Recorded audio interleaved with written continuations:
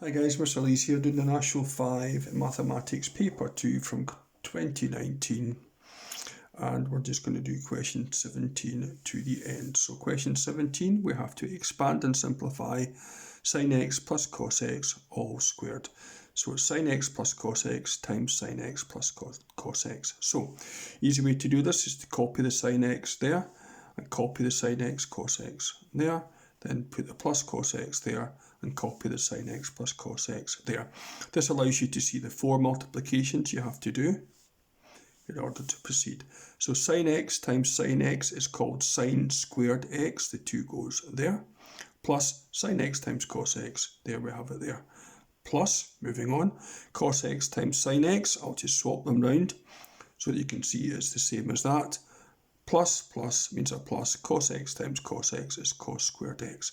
So we have sin squared x plus cos squared x, move that up to the front, plus 2 lots of sin x cos x. Now a fact you have to be aware of is that sin squared x plus cos squared x is 1. So that can be replaced with 1 plus 2 sin x cos x, and that's that done there.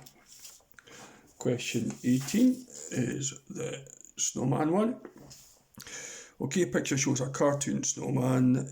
Obviously, we're probably more interested in the diagram than the picture, and you're given basic information there that you can probably see on the diagram. The head is a small circle, centre S with diameter 15. So there to there's 15. So the radius is 7.5. So that's 7.5, and that's 7.5 there. And this is all part of a larger circle down at the bottom there that you can see. Then you have to calculate C to D, the height of the snowman. Okay, now, so C to D is C to T plus T to D. Now, C to T is easy, that's just 15, 2 7.5, the diameter of that circle. How do we get this one here? Well, if that's 7.5 and that's 7.5, with this being a right angle, we can use Pythagoras. So TB squared is 7.5 squared plus 7.5 squared, which is 112.5.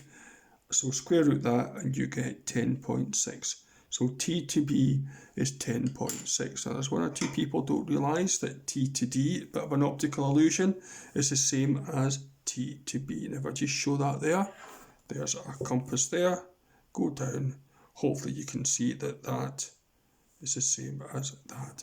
So we have that one there being 10.6 as well. So we have 15 plus 10.6 gives you 25.6. That's the length from C to D. Okay, let's move on to the very last one. This is question 19, where you're presented with Kate and Mona are looking up at a hot air balloon, and the diagram shows K, M and B with representations of where they're at. And you can see that that's 52 and that's 34.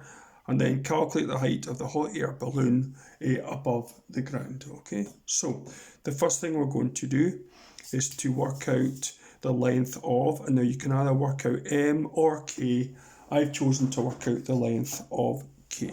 So there's my diagram there that I've just copied down from there. So if that's 52 and that's 34, take them away from 180 and you get that to be 94. So we can now use the sine rule, and as I've said frequently when doing this, always look at the formula sheet, the sine rule. There it is there.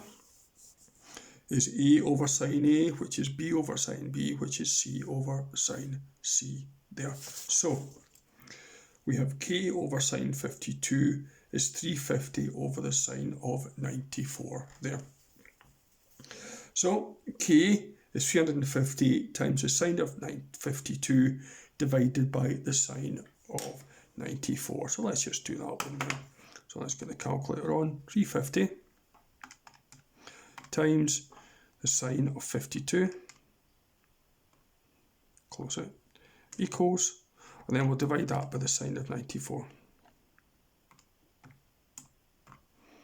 And you get K to be 276.477, And as you can see, I've rounded it off to 1 decimal place. So K is 276.5. Now, how does that help us here? Well, if I know that that is 276.5,